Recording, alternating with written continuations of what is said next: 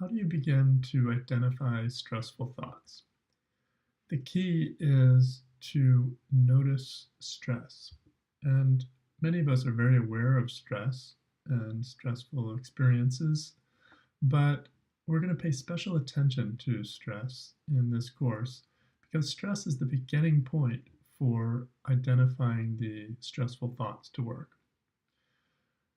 Often you'll hear Byron Katie say that emotions are the alarm clock that wakes us up to realize that there's something that we need to question. There's some stressful thought going on. And it doesn't have to be an emotion. It could be a sensation, a physical body sensation is also kind of an alarm clock.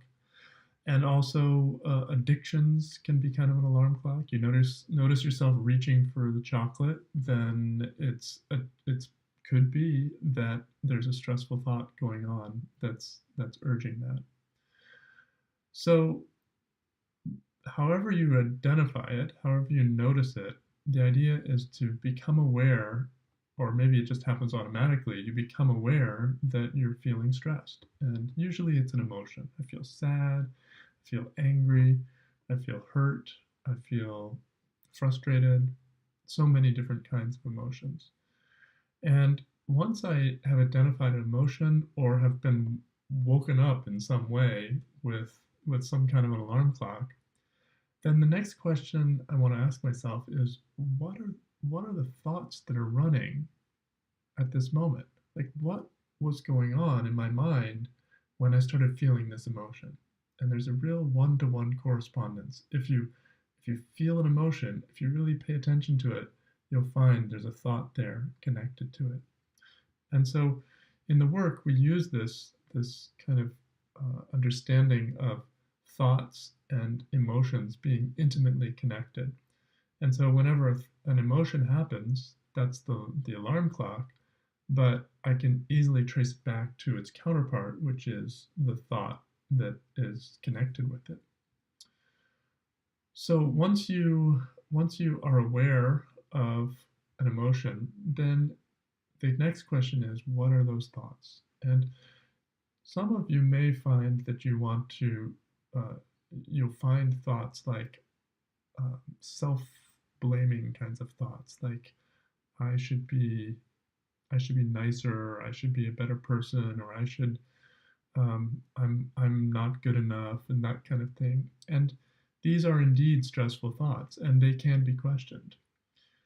But I want you to also be aware that these kind of self-judgment thoughts occur very commonly for everyone, but they also are often a reaction, like a secondary reaction to something else that happened first. So, first, something happens to me in my experience, and then I start beating myself up for not being very good at handling that thing. So, I think that I'm blaming myself, and I am. But what started it was I was faced with something that I didn't want to be faced. Somebody said something happened that was not under my control, something triggered me. And so the thing outside that triggers me is where we're going to put our focus mainly in this course. And the way we do that is writing a Judge Your Neighbor worksheet. You can anytime, you can always write a self judgment as a one liner. Oh, I'm not good enough. Okay, go ahead, question that. But my experience is the faster, more direct approach to dealing with the stressful thoughts is to trace it back to what started it, what actually began this stressful reaction. And it's usually someone or something outside of myself. So that's where I start to look for what to write on a Judge Your Neighbor worksheet. So you start out with an emotion that gets your attention, and then you start looking for the thought. But in reality, the emotion is the result of the thought. It's like I had the thought, I had the reaction. In fact, there was a whole situation connected to that reaction, and then I had the emotion. So the emotion lets me know that I need to do the work, but I actually have to kind of trace it back to what started the whole thing. And to do that, it's good to consider these different elements. So the first thing is, what situation was I in? And I like to pick a real situation, something that actually happened to me. Not like in general, he complains a lot or he doesn't listen to me in general. It's kind of like I don't really know what I'm talking about. It's general. So I love to pick a really specific situation. And it can be a dream situation. It can be a um, it doesn't have to be like it could be a movie situation, for example.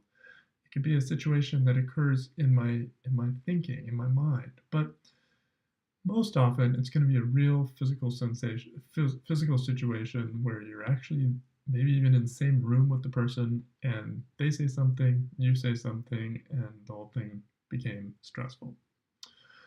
So first of all, find that situation. What was going on? What were they doing? Who was there? All of that. Those are the details I like to get clear about before I start. And the next thing is, who is the offender? Besides me, I of course can attack myself for it as well, but like who started this whole thing? What triggered me? And then once I find out who it is that I'm blaming or who it is that I'm judging, then the next thing is, what did they actually do? I call this the statement of fact. They spoke in a loud voice, or they interrupted me. So this is the statement of fact. And then closely connected to that statement of fact is my emotional interpretation of what they did. So why did it bother me? Well, when they spoke in a loud voice, it meant that they were disrespecting me. So what were they really doing? They were treating me with contempt, or they were not treating me as an equal. So these emotional interpretations are really at the core of it for me in terms of what's really getting me. That's why I feel this emotion. And then the last step, of course, is what is the actual emotion. So I feel sad, I feel angry, I feel whatever it is that you feel. And so each of these pieces of the puzzle can be helpful to look at individually in preparation before actually writing a Judge Your Neighbor worksheet. And we're going to do that. So you will start with an emotion, but then you'll look back and see what was the situation, who was there, what did they do, and what was my emotional interpretation. And once you have all of these pieces, then you can very easily write your statement line number one statement for the Judge Your Neighbor worksheet. So here's the line one of the worksheet. And as you can see, I've just literally put each of these elements into line one. So line one reads like this. In this situation, I am blank, like what emotion, with blank, the person or offender, because blank, the emotional interpretation. So I put the situation. The situation is in this situation, relates directly. And then who is the offender? Put them right here. Statement of fact. This doesn't get used directly, although it can be. More often, the statement of fact leads to the emotional interpretation, and then I put the emotional interpretation down here. Sometimes I'll just put the statement of fact directly down here. He interrupted me. But more often, I'll take the he interrupted me and then go, what was my interpretation of that? Oh, it meant he didn't respect me. And I'll put that on the interpretation on line one. But either way is okay.